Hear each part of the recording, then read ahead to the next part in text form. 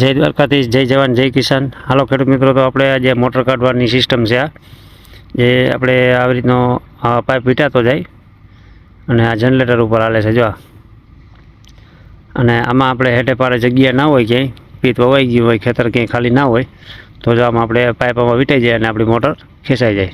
ઓલી સરખીમાં શું થાય કે આપણે આમ શેઢે કે ક્યાંક જગ્યા હોય, કોણ હોય તો જ એમાં નીકળે મોટર, કે ટ્રેક્ટરથી આપણે ખેંચતી જવાની હોય। અને આમાં આપણે ટ્રેક્ટરથી કંઈ ખેંચવાની જરૂર નથી, આમાં આપણે એમને મોટર વીંટાઈ જાય, પાઇપ આમાં વીંટાઈ જાય જો આવી રીતના। અને આમાં એક જનરેટર મૂકેલું છે અને 1.5ની મોટરથી આ ખેંચવાનું છે એનાથી। આ ભાઈના હાથમાં જો લહેરિયો અહીંયાથી ચાલુ બંધ કરે અને એના પગમાં બ્રેક છે જેનાથી રોકી લે। આ વીજી રોકાઈ જાય, જો આવી રીતના ચાલુ થાય અને વળી પર બંધ પણ થઈ જાય। તો તમને આ સિસ્ટમ કેવી લાગી મિત્રો જરા કહેતા રહેજો અને આગળ આ વિડીયો બધાને મોકલતા રહેજો જેનાથી આ સિસ્ટમ હોય। અને આ સિસ્ટમ આપણે લાલપુર તાલુકાના ખડબા ગામે છે, ત્યાં જોવા મળે છે। આ